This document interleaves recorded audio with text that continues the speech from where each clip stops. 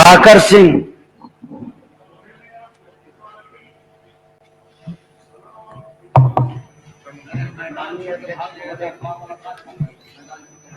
पहली बार बिहार विधानसभा में मैं चुन कर आया हूं रामगढ़ से। आपने मुझे समय दिया, इसके लिए मैं आभार व्यक्त करता हूं, और जिन लोगों ने चुनकर मुझे भेजा उनको धन्यवाद देता हूं। जल संसाधन विभाग के कटौती प्रस्ताव के समर्थन में आज खड़ा हूं।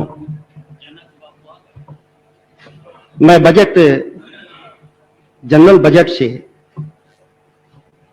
देख रहा था विस्तार से 2019 और 20 जो सत्र बीता है, उसमें सिंचाई परियोजनाओं के सृजन के लिए 380 करोड़ मात्र खर्च हुआ।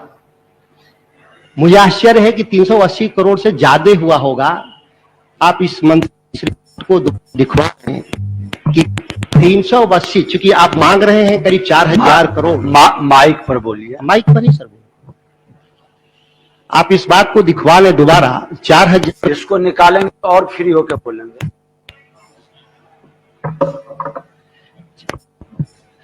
4000 करोड़ रुपए आप मांग रहे हैं इस साल खर्च के लिए, और 2019 और 20 में मात्र बड़ी सिंचाई परियोजनाओं पे 380 करोड़ रुपए खर्च करते हैं।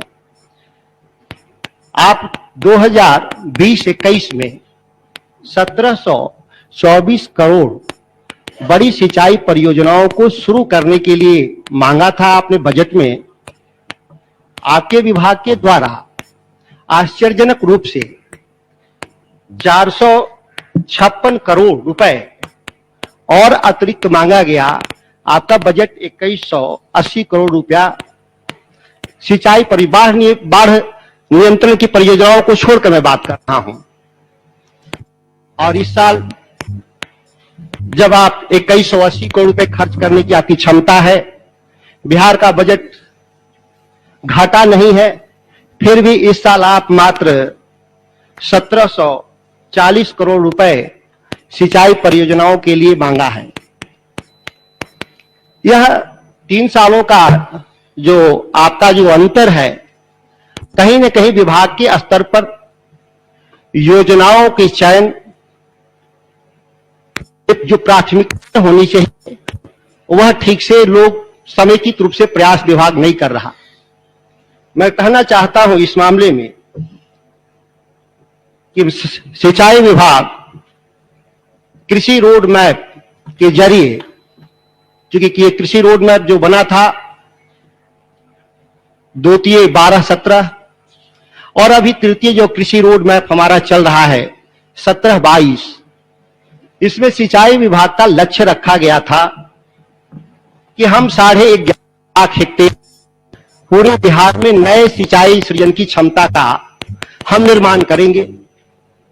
और जो बजट आपने मांगा इस सदन के माध्यम से, उसको बजट भी उपलब्ध कराया गया आपके विभाग को।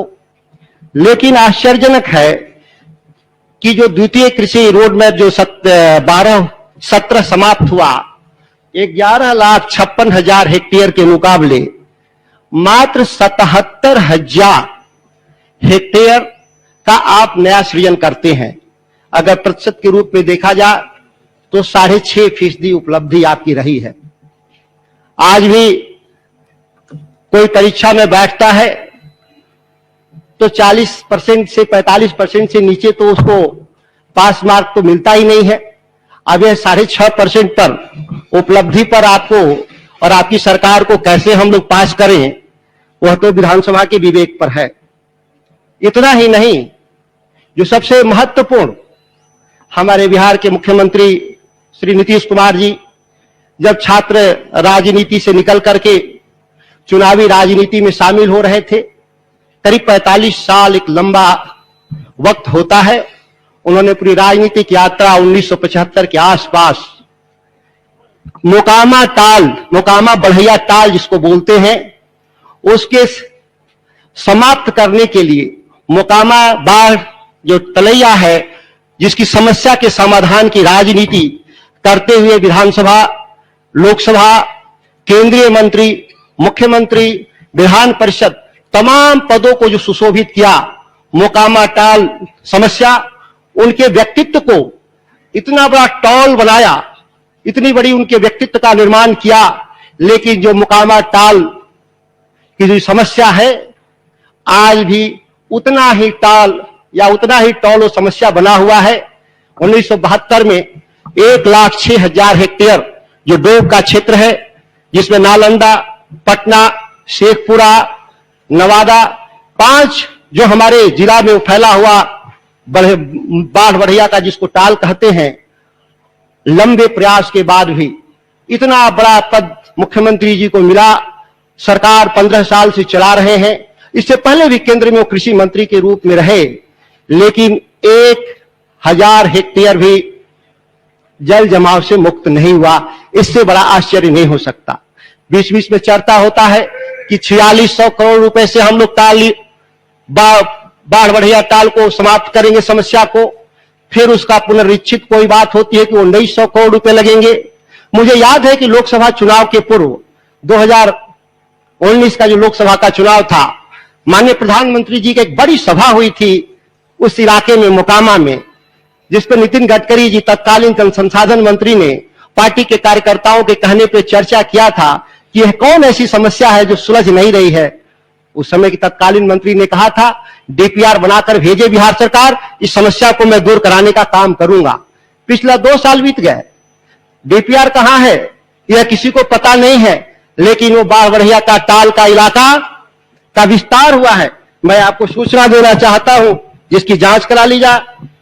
मोर कन्हाईपुर, सुल्तानपुर टाल, मराठी ओटा टाल, चिंतौनी चक, ये प्रखंड मोकामा और घोसवरी का जो इलाका है, नए जल जमाव पैदा हुए हैं। हमको तो आशा था कि मुख्यमंत्री जी के नेतृत्व में टाल की समस्या समाप्त होगी। राजनीति में जहां उनको जाना चाहिए, शायद सर्वोच्च है, प्रधानमंत्री बने, मेरी इच्छा है, बिहार का विकास होगा, लेकिन वो समय बताएगा। यह उन तमाम सवालों को लेकर के जब हम बजट पे चर्चा कर रहे हैं, तो आपने क्या प्रावधान किया है उस समस्या के समाधान के लिए, हम लोग को पता नहीं है, क्योंकि जो उपलब्धि है वो शून्य है। अगर मान लीजिए पैसे आपको चाहिए तो पैसे की कोई कमी नहीं है, जैसा सरकार कह रही है। 2 लाख करोड़ का बजट बहुत बड़ा बजट होता है।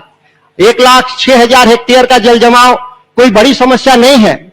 उसके लिए क्या सरकारों ने प्रयास किया, जो मुझे अच्छी तरह से याद है कि लालू प्रसाद जी की जब सरकार थी, उस योजना की समस्या के समाधान के लिए गंगा में कई जगह कट पॉइंट बनाए गए थे, लेकिन कट पॉइंट जो बने उसका जो विस्तार होना चाहिए था, वो बाद के कालखंडों में केवल कार्य ही साबित हुआ। सिंचाई विभाग की जो बाढ़ प्रबंधन का जो सवाल है, उस पर हमारे पार्टी के सदस्य बोलेंगे। मैं मुख्यतः आपके जो सिंचाई परियोजनाओं पर है, मैं उस पर ही फोकस करना चाहता हूं।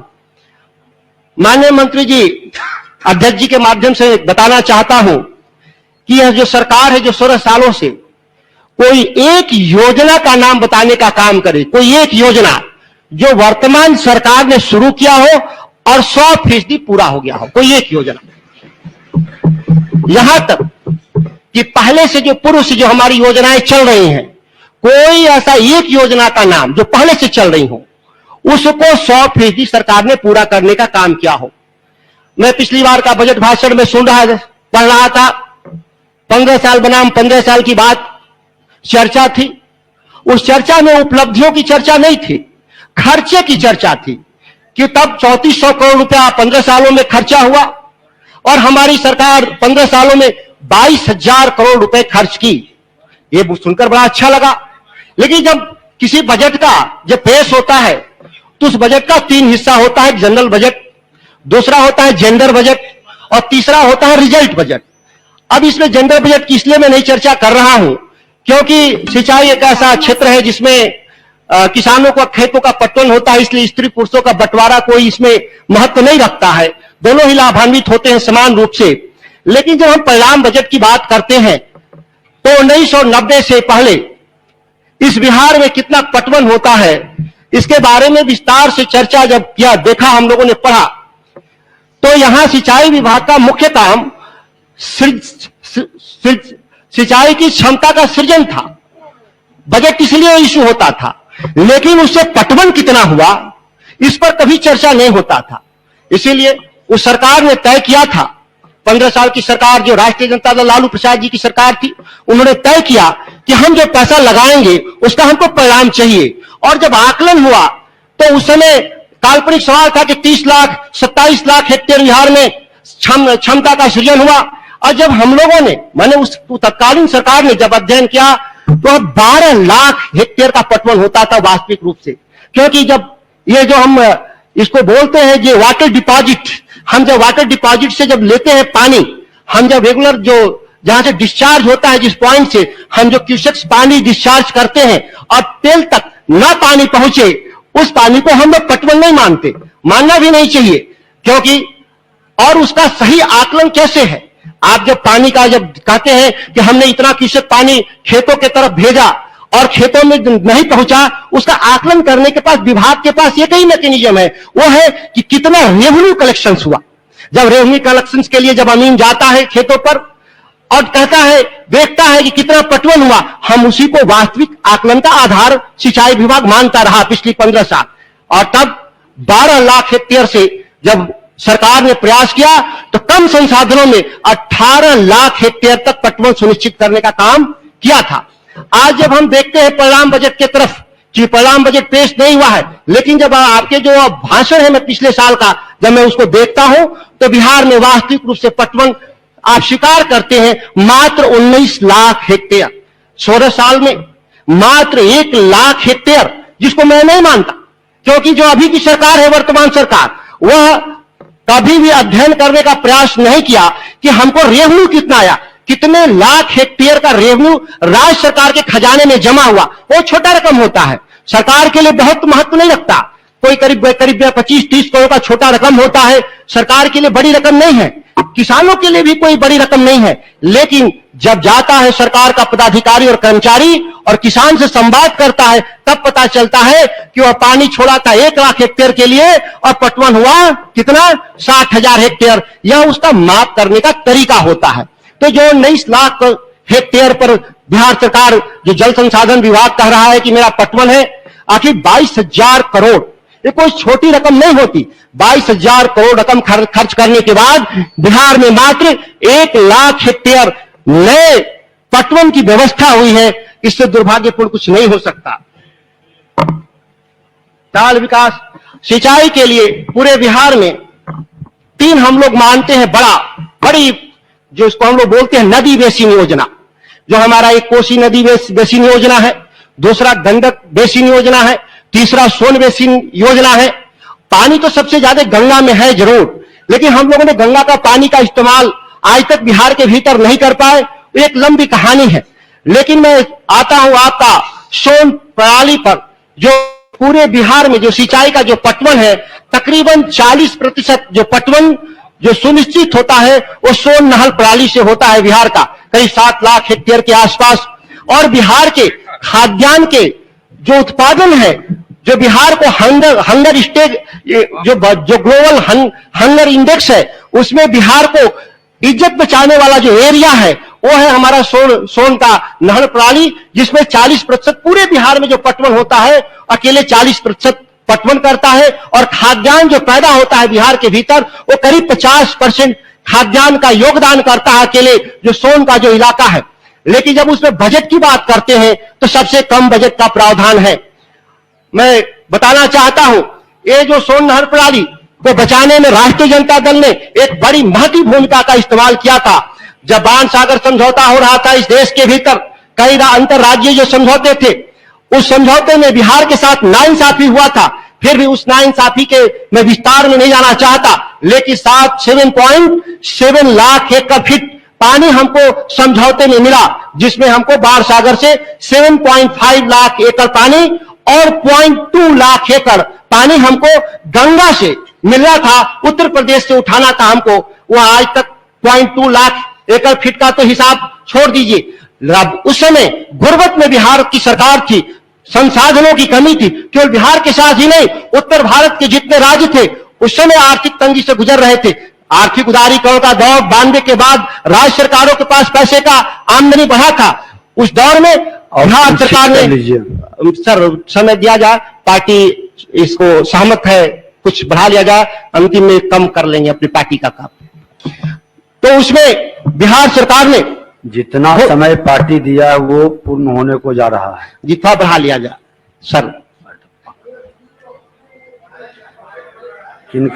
किनका समय कम किया जाए? बाढ़ सागर परियोजना को बिहार सरकार गुर्बत में भी एक मुश्त रकम देकर के बाढ़ सागर को बनवाने का प्रयास किया, जिसका परिणाम है कि सोन नहर प्रणाली आज भी 80 से 90% पर आज भी वो काम करने में कामयाब है और बिहार के टोटल सिंचाई का करीब 40% वो पटवन करता है। आज उसी सोन की आधुनिकीकरण हुआ था उसी जमाने में, और सोन की आधुनिकीकरण यह कोई सोन नहर कोई आसानी से नहीं मिला था। और 1857 का जो सिपाही विद्रोह था, वीर कुंवर सिंह के नेतृत्व में बड़ी लड़ाई लड़ी गई थी, तो अंग्रेजों के द्वारा अध्ययन हुआ कि इस इलाके के लोग बहुत मेहनती लोग हैं, लेकिन बंजर जमीन के चलते यह ज्यादा लड़ाका प्रवृत्ति के हैं, इसीलिए उस समय के अंग्रेजों की सरकार ने इस परियोजना को देने का काम किया था। और वह मुख्यतः बना था रबी फसल के लिए। बाद में जब राष्ट्रीय जनता दल 100 साल केवल वह रबी फसल के लिए पटवन का यूज होता था, लेकिन 90 में जब सरकार बने तो सोन संघर्ष समिति के आंदोलन का प्रभाव था कि उसको खरीफ पटवन के लिए भी उस नहर प्रणाली को, उसकी क्षमता को दोगुना करने का प्रयास सरकार ने किया और इसके लिए बड़ा रकम उन्होंने दिया था। लेकिन उसमें से एक काम छोटा सा 2004 में रह गया था, वो था पैरेलल कैनाल बनाना था वहां पे डिहरी में, जिससे कि पानी की क्षमता को 2 गुना किया जा सके। लेकिन एनडीए की सरकार 12 साल टांग में तेल डालकर सोई रही। 12 साल के बाद मात्र 5% सोन आधुनिकीकरण का काम जो था उसको देर से करने का काम हुआ। परिणाम क्या हुआ कि जो हमारी अर्थन जो कैनाल सिस्टम है पूरा सोन का, वो जर्जर स्थिति में पहुंच गए। जो आधुनिकीकरण हुआ था, स्वाभाविक है मिट्टी का क्षरण होता है, कोई भी आप रिमॉडलिंग करते हैं तो उसका 15-20 साल से ज्यादा लाइफ नहीं होता। उस इलाके में फिर भी ये जाके आज भी मैं धन्यवाद देना चाहता हूं इस सरकार को कि देर से ही सही, लेकिन वह जागी। लेकिन आज भी वह पैरेलल चैनल 100% कंप्लीट नहीं हुआ। माननीय मंत्री से विशेष अनुरोध करेंगे कि थोड़ा सा पैसा जो लगे उसको आप पूरा कराने का काम करेंगे। सोन बेसिन का ही पार्ट है करमनासा नहर प्रणाली जो मेरे इलाके से गुजरता है, उस पर हमने 2 पुराने पंप हाउस लगाए गए थे। 1998 में लरमा पंप और 2004 में विश्वकर्मा पंप। लेकिन कोई भी जो तकनीकी विशेषज्ञ जानते हैं कि किसी भी पंप का मोटर का लाइफ 10 साल से 12 साल से ज्यादा नहीं है, लेकिन ये पंप हाउस 22-23 साल पुराने हो चुके हैं। अगर सरकार उसको पुनः मेंटेन करने के लिए नए मोटर का इंस्टॉल नहीं करेगी तो वह परियोजना फिर डेड कर जाएगी। हमारे बिहार में यही सबसे बड़ी चुनौती है, हम परियोजनाओं को बनाते हैं लेकिन कोई मेंटेनेंस पॉलिसी नहीं होने के कारण वह कभी भी उच्चतम क्षमता पर काम नहीं करती। इसके लिए विशेष, और मैं देख रहा हूं आप केवल 150 करोड़ रुपए मात्र इसमें खर्च कर रहे हैं मेंटेनेंस पर। जो हमारी पुरानी परियोजनाएं हैं ये 150 करोड़ बहुत ही, और आप नई योजनाओं पे लगातार पैसे बढ़ा रहे हैं। हम तो कहेंगे, सरकार को सलाह देंगे, नई परियोजनाओं पे कम आप व्यय कीजिए, पुरानी जो परियोजनाएं हैं उसको मेंटेन करने का काम करेंगे। उसी क्रम में बताना चाहते हैं दूसरी बड़ी परियोजना जो मेरी गंडक परियोजना, जिसका गंडक परियोजना जिसमें 2 कैनाल है, तिरहुत और सारण। और तिरहुत कैनाल का जो सिस्टम था जब बना था उसके हिसाब से उसको वैशाली तक आना था मुजफ्फरपुर से बढ़ करके, लेकिन आज तक वही परियोजना मुजफ्फरपुर से आगे नहीं बढ़ पाई। 16 साल से डबल इंजन की सरकार है, हम लोगों को लगा था कि जरूर आगे बढ़ेगी। और गंडक परियोजना 8 लाख हेक्टेयर तक के लिए निर्माण हुआ था, जो अधिकतम 4-4.5 लाख तक वो पटवन किया है। आज जब देखते हैं वास्तविक रूप से तो 2 लाख हेक्टेयर से भी कम ही पटवन कई सालों से हम लोग देख रहे हैं। कारण इसका यह है कि प्रॉपर उसकी जो मरम्मती होनी चाहिए वो मरम्मती का प्रावधान नहीं किया जा रहा है। हमारा कोसी जो बेसिन है, कोसी 1985 के बाढ़ में जो ध्वस्त हो गया था, जिसको राष्ट्रीय जनता दल की सरकार 1990 में आई, 4 साल 94 तक उसको पुनर्स्थापित करने का काम किया।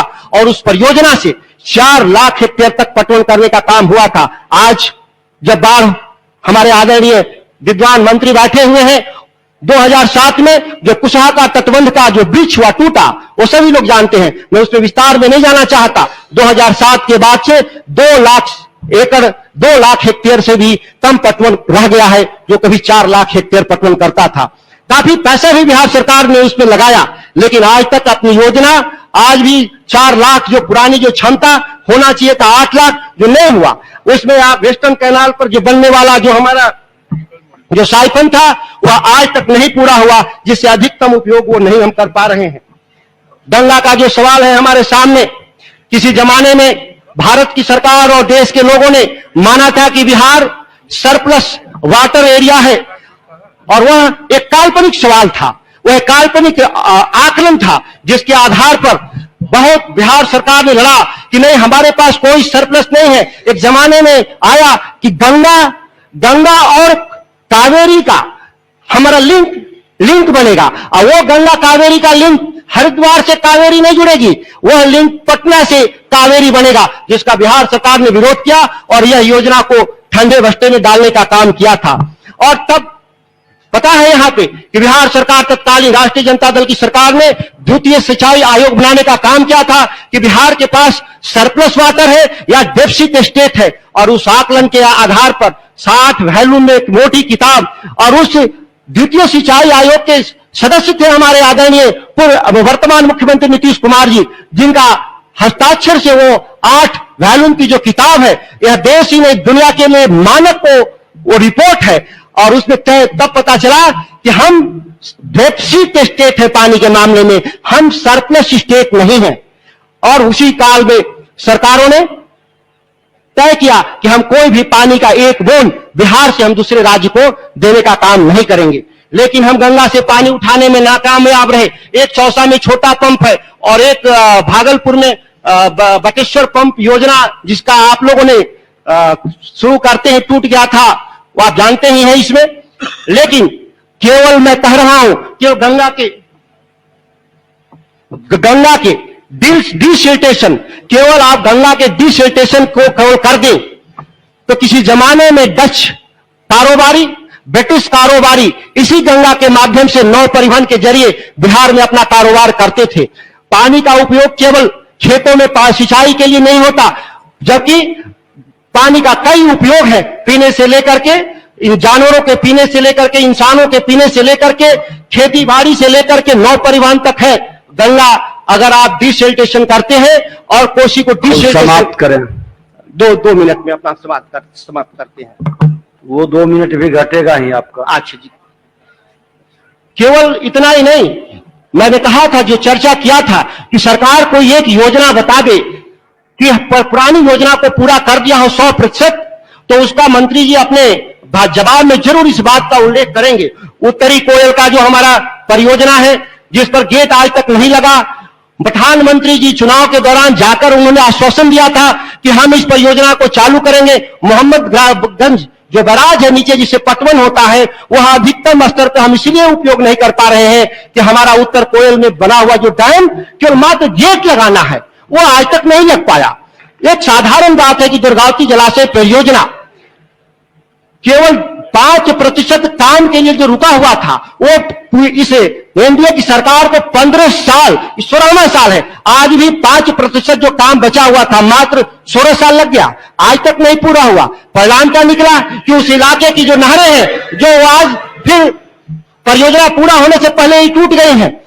कई ऐसे सवाल हैं। समय हमारे पार्टी की तरफ से जो निर्धारित था, हम इतना ही उपयोग कर पाए। फिर भविष्य में कभी अवसर मिला तो अपनी बात को रखेंगे। धन्यवाद।